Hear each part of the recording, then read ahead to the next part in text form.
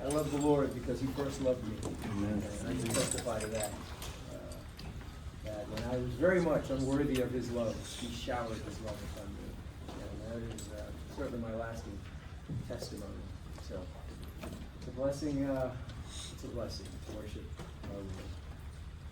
And I want to start by just thanking all of you guys. And thank you guys for allowing Marguerite and I to join you for this weekend. It's been a real blessing. It's been a blessing to share. It's been a blessing to listen to you guys. It's been a blessing to learn from you all. And, our time together, and we'll talk about that even later on.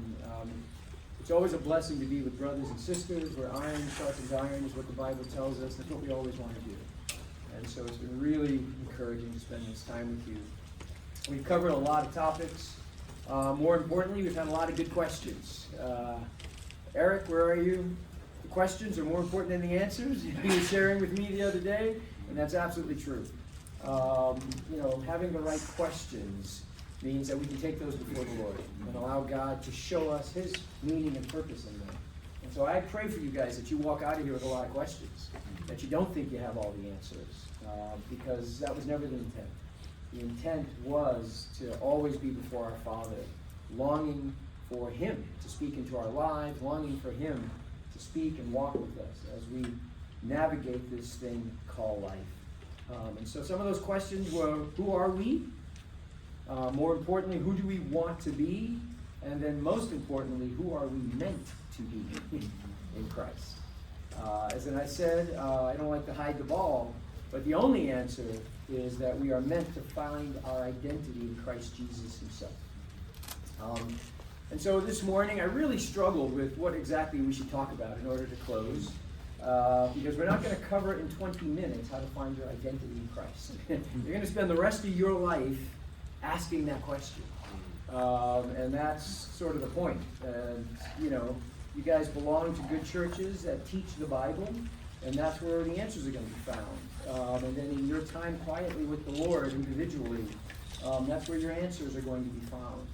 So it was a little bit of a struggle, and both my wife and Andrew, they ganged up on me, and they said, why don't you just wing it? I don't wing anything, but we are going to keep it light as much. So, we're not going to try to cover too much. And what Andrew suggested I liked. We're going to end with a period of open question and answer here before we break up. And so, if you guys have questions, I'd love to take those. What I thought I would do, though, is I have a couple of things that lingered from last night that I wanted to cover. And then I want to lay down some foundational concepts that I do think we should walk away from before we leave here. So first of all, last night was really meant to be a discussion on sexual intimacy. It wasn't really about relationships, but some relationship questions popped up. And so I thought I would just cover that in the context of intimacy. And so the first thing I want to do is I want to dispel the notion that, because we talked in a lot of our conversations about the fact that, inside of us is a God-shaped hole that only God can fill. And that is absolutely true. But that does not negate the reality of our need for relationship. God created us for relationship with Him, and most importantly, for being in relationship with another individual, because God is the one that said it is not good for man to be alone. He is the one who declared that. And so we shouldn't shy away from relationships thinking somehow they're unspiritual. They're not. They are at the center of God's will for us. And so, be thoughtful and don't over-spiritualize the idea of relationships. And the question of celibacy came up. And if you feel called to that, that's perfectly fine if your motivation is to serve the Lord. If your motivation is other things, anxiety about relationships, fear, the desire not to be put down, those are the wrong reasons to practice celibacy, right? You need to conquer those things because fear is not of the Lord. And you don't want to find yourself stuck in that. And so I would really encourage you to contemplate and be prayerful about that. And, it is not only God that said that it's not good for man to be alone, but He's the one that said, I will give to man a helper suited for His purposes. And if you have spent any amount of time around men, we need helpers.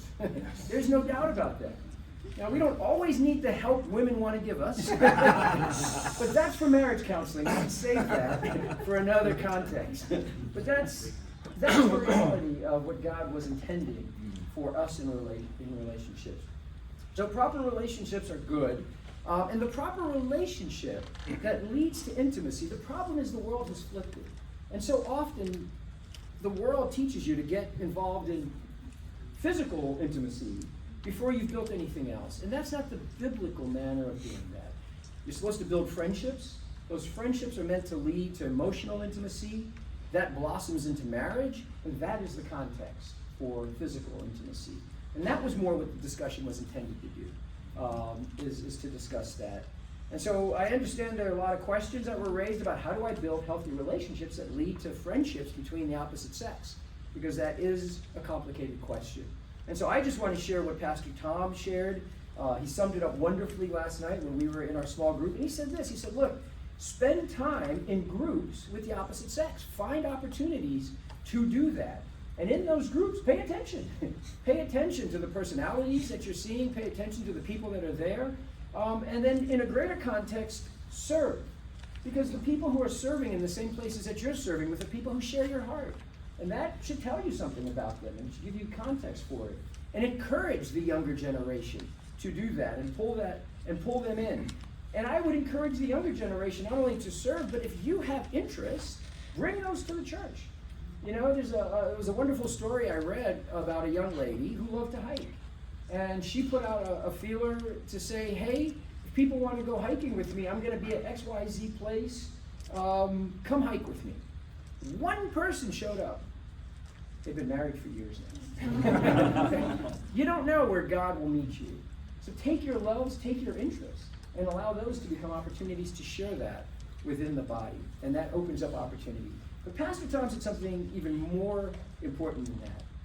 He said, allow the elders and the older folks in the church to guide you. Don't be ashamed to go and ask them. Don't be ashamed to talk to them and say, hey, what do you think about this person? Hey, I've been thinking about them. You know, do you think that's there? They know you, right? Especially if you've been part of small groups. So go to your young adult leaders.